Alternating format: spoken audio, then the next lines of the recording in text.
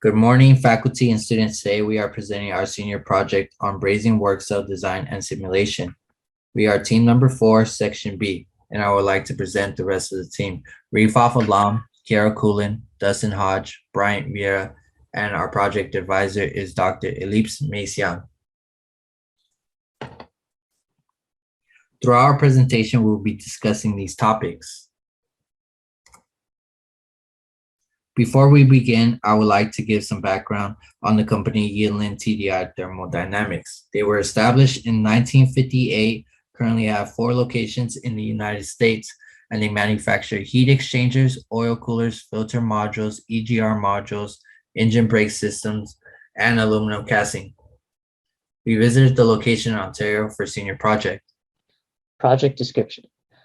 Yinlin gave us a project working on the design and development of an OEM Mustang heat exchanger for a Ford vehicle to be produced in 2024, shown in the picture to the right.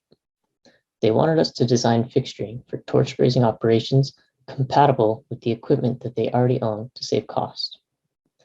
They also wanted a fixture for go-no-go final inspection gauging, along with designing a work cell for increased labor efficiency through 5S. Project description continued. The project that we worked on is still in the planning stage and is expected to begin development in 2024. This did mean that parameters of project design would be flexible and could be changed at a later time, but having this limited information of what the company was planning also made it difficult at times. On the table above, we have a component breakdown of the cooler assembly that corresponds with the picture below. The parts of the assembly in gold are received pre-assembled, with the gray parts being involved in the on-site assembly. The expected annual production quantity for this assembly was given by the company to be 75,000 pieces per year. Project sequence. This was the timeline for our project sequence. Step 1, research facility layout and processes and machinery the company had available. Step 2, research different brazing methods. Step 3, design fixturing for brazing and go-no-go final inspection. Step 4, investigate ways to improve work cell for optimized 5S and improved labor efficiency. Yinlin facility. We visited their Ontario facility to investigate what equipment they had available, the layout of the work floor, the work cells that they had set up, and the distance between operations. Unfortunately, at the time of our arrival, the equipment was not set up to operate and was lacking in overall maintenance. But the company's plan was to refurbish it before production so that it would be operable for their process. Their brazing and go-no-go inspection fixtures did give us a direction to lead our design process for creating our own fixtures, though.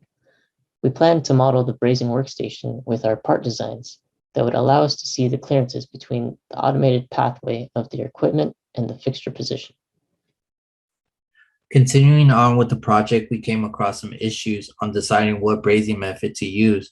The ones we considered were torch brazing, furnace brazing, and induction brazing. We compared and contrasted these 3 brazing methods. The heat source for torch brazing is oxy-fuel gas. However, it is difficult to control and requires skilled labor, and is for continuous parts. However, it has a larger heat effective zone. The average cycle time is 30 seconds, compared to furnace brazing where it requires no skilled labor and is for batch or continuous parts and is heated uniformly. The average cycle time is 50 seconds. Lastly, for induction brazing, the heat source is AC current, requires no skilled labor, and is for continuous parts, and it has a small heat effective zone. The average cycle time is 12 seconds.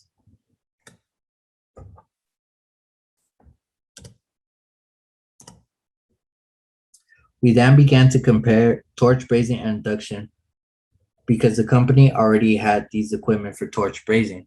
Some of the pros was equipment was already on site, employees have experience with this method and equipment.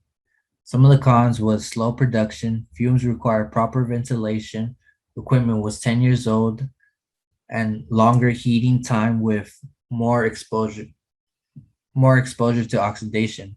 Some of the pros for induction brazing is faster speed of production, increased quality of joints repeatability, increased energy efficiency, improved safety, reduced downtime, and increased reliability. Some of the cons was new equipment and having to establish new work instructions and retrain the employees.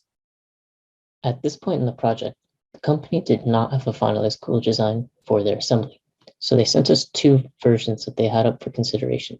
We have an interactive video below using Fusion 360 to give you a 3D view of both versions of the cooler, as well as differences between them as the models are superimposed. The main differences being circular pipe extensions coming out from the front face of the core and the mounting plates that extrude out from the top view of the core as shown. We also have some overall part dimensions on the right between the two variations to help with visualizing the sizing of the parts being produced. Difficulties with torch brazing and fixture design.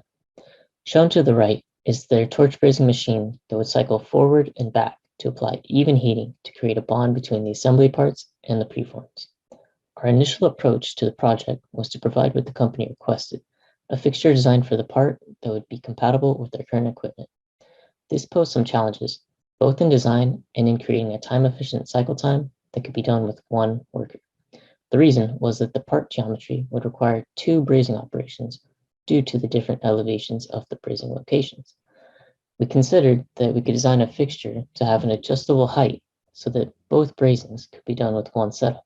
This would save some time.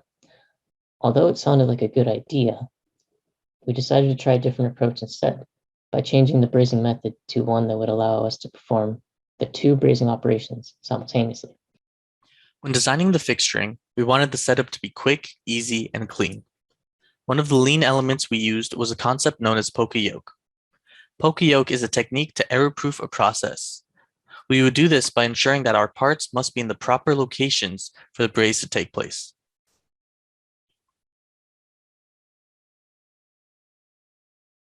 To do this, we used a series of positioning blocks and clamps to hold the core, jumper tube, and fitting block together. Here's a video of how an operator might put the assembly together to braze. First, the operator will place the core on the base plate and slide it against the two positioning blocks and secure it in place with a blue clamp. Next, the operator would insert the preforms onto the jumper tube and slide it into place. Then, the operator would engage the top clamp and place the fitting block onto the rail. Here's a better view of the braze area. The jumper tube rests on a positioning die with a semicircle 10/1000ths of an inch larger than the jumper tube's diameter and has fillet edges to ease the access. This forces the jumper tube to be concentric with its braze point on the core. The tube also rests back on another positioning block to align fitting block on top of it, which in turn is kept straight by the rails. Our work cell designed for induction brazing consists of 3 stations that are in close proximity to optimize travel time by the singular worker. Brazing, cooling, gauging, and torquing are all done at the same station. The work cell station for torch brazing accommodates 2 stations of brazing. The cooling and torque station are separated from the braze station, as well as the gauging station, which stands alone from other operation stations. The storage and part rack are located on the ends once again, providing convenient locations to pull parts as well as store finished products. Our work instructions are indicated on this flow process chart. As you can see, we start with the pallets received, and we work our way all the way through brazing, gauging operations, and then we end up shipping the product. Our process plan will accommodate the 75,000 unit annual demand. Daily production is set to produce 313 units a day. Our ordering schedule is on a weekly basis, and we will order 2,000 each week. The chart on the screen shows the different processes as well as the average time needed to execute the task. We use ProModel to simulate the 2 different processes. The model on the left shows their current proposed method, where Yinlun would torch braze the parts using 2 operators. They would unpack the parts, set them to braze the jumper tube to the core, and then move them to a second braze location to braze the fitting block onto the jumper tube. The model on the right shows our proposed setup using induction brazing. And as shown before, all the assembly operations occur in one location and with one operator. We went with induction brazing as it was the cleanest, fastest method. We simulated 60 replications to simulate 2 months worth of work to ensure a minimum number of boxes can be reliably made. For torch brazing, we had on average 11.87 boxes, which would make 593 parts per day and 2,965 parts per week. However, we only order in 2,000 parts per week, meaning we would be overproducing 437 parts. Our excess parts can be stored, and every 4 weeks, we will have enough extra parts made to skip a week of production. Torch brazing has an increase in productivity of about 28%. For induction brazing, we have on average 6.82 boxes per day, which is 1,700 parts per week, meeting our weekly takt time of 1,565 parts. This leaves 142 parts excess a week, which allows us to have enough excess parts made to skip our pallet order for the 12th week and an increase in productivity of about 9%. Although induction brazing has a lower increase in productivity, it meets the takt time while using fewer employees and reduces overproduction. The economic analysis compared the two different brazing methods. Despite induction brazing requiring more equipment costs, it proves to be the most cost-effective due to its lower labor expenses. The annual manufacturing cost for induction brazing is just over $343,000. The majority of cost comes from the preform material that has an annual cost of $340,000 to meet the current demand. Our team would like to acknowledge the courses that helped us complete this project. The manufacturing and industrial engineering courses we have taken here at Cal Poly Pomona are listed on the screen for your reference. This concludes our presentation. Are there any questions?